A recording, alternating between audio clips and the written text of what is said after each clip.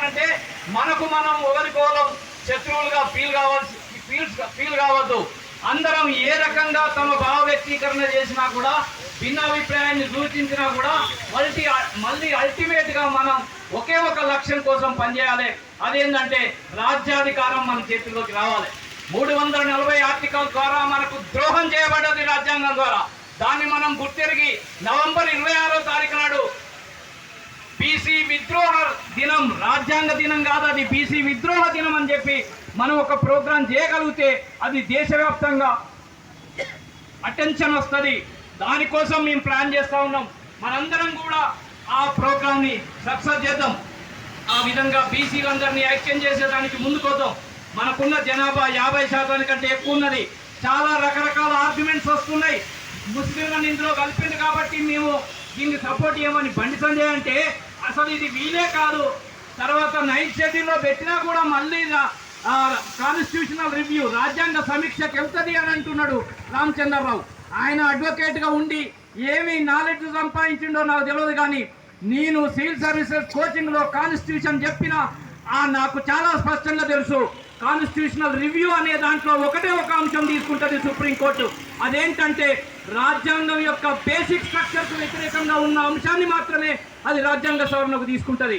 కానీ మనది బేసిక్ స్ట్రక్చర్కు వ్యతిరేకమైనటువంటి అంశం కాదు. 9వ షెడ్యూల్లో పెట్టడం ద్వారానే మనకు పూర్తి రక్షణ వస్తుంది. ఇప్పుడు ఉన్నటువంటి 42% మన జనాభాకు తగింది కాకుండా ఇది అందరం కలిసి ఏకాభిప్రాయానికి వచ్చినాం. దీన్ని సాధించుకుంటేనే మళ్ళీ ఇంకొక స్టెప్ వేయగలమని. ఖచ్చితంగా మనం వాళ్ళ గొంతులు పట్టుకుంటేనే వాళ్ళు మన దారికి వస్తారు. అది కూడా రాజ్యాంగం మనకు ద్రోహం చేసిందని అంటే మిగతా వాళ్ళు కూడా దాన్ని సపోర్ట్ చేసేటోళ్ళందరూ కూడా అటెన్షన్ అవుతారు. అల్టిమేట్గా మనం భారత రాజకీయాల్లో సెంట్రల్ పాయింట్ అవుతాం. ఆ క్రమంతో నిన్నగాక మొన్న మేము రాష్ట్రంలో 3 పార్టీలది 3 స్తంభాలాట అని చెప్పి ఓ ఆర్టికల్ కూడా రాసిన విజయకాంతి పంపిరాదు వస్తే ఈ 3 స్తంభాల ఆట ఆడేటువంటి రాజకీయ పార్టీలను మనం మొత్తం బంగాళాఖాతంలో ముంచాల్సినటువంటి అవసరం ఉంది. వచ్చే ఎన్నికల్లో ఎట్టి పరిస్థితుల్లో బీసీలు పార్టీ పట్టుకొని పార్టీలో ద్వారా పోటీ చేసి ప్రజల్ని చైతన్యం చేసి ముందుకెళ్లాల్సిన అవసరం ఉంది. మనందరం తక్కువ అంచనేస్తా ఉన్నాం. రాష్ట్రాలలో తర్వాత గ్రామాలలో ప్రజలందరూ కూడా చాలా చైతన్యమైనారు. సోషల్ మీడియా బాగా ఎఫెక్ట్ ఉన్నది. ఎవరు కరెక్ట్ మాట్లాడుతూ ఉన్నారు, ఎవరు తప్పు మాట్లాడుతున్నారో కూడా వాళ్ళు క్షణాల్లో గుర్తుపెట్టగలుగుతున్నారు ఊళ్ళలో కూడా. ఎందుకంటే ఇప్పుడు ఆర్టిఫిషియల్ ఇంటెలిజెన్స్ వచ్చింది.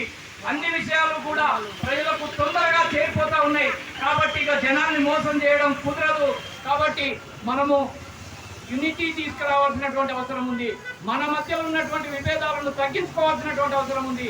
ఆ రకంగా మనందరం ముందుకెళ్తే మనం ఖచ్చితంగా సక్సెస్ అవుతామని చెప్తూ మీరు మేము అని కాకుండా మనందరం కలిసి ముందుకెళ్ళాలి. ఆ రకంగా రాజ్యాధికారం వైపు మనం అడుగులేయాలి.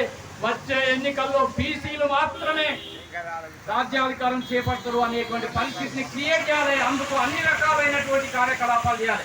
ఇటీవలనే మీరు చూశారు, పోయిన సంవత్సరం బతుకమ్మప్పుడు నేను ఆర్ట్స్ కాలేజ్ ఉస్మానియా ముందు బీసీ బతుకమ్మను స్టార్ట్ చేసిన. ఇప్పుడు బీసీ హక్కుల బోనం వచ్చింది ఆర్ట్స్ కాలేజ్ నుంచే ఉస్మానియా యూనివర్సిటీలో.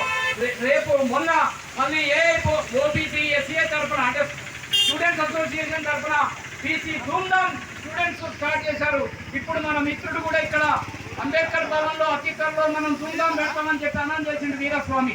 ఇవన్నీ కూడా ఎవరికి వీలైనటువంటి వాళ్ళు ఏ రకమైన కార్యక్రమాన్ని చేయాలనుకుంటే చేయొచ్చు వాళ్ళ శక్తి మేరకు. అల్టిమేట్గా ఇవన్నీ కూడా ఒక పెద్ద మహాసముద్రంలో లేదా పెద్ద విశాలమైనటువంటి ప్రాతిపదికను ఏర్పడడానికి ఇది దోహదపడుతుందని చెప్తూ నాకు ఈ అవకాశం ఇచ్చిన మీ అందరికీ కూడా ధన్యవాదాలు. జై బీసీ, జై జై బీసీ. ధన్యవాదాలు అన్న.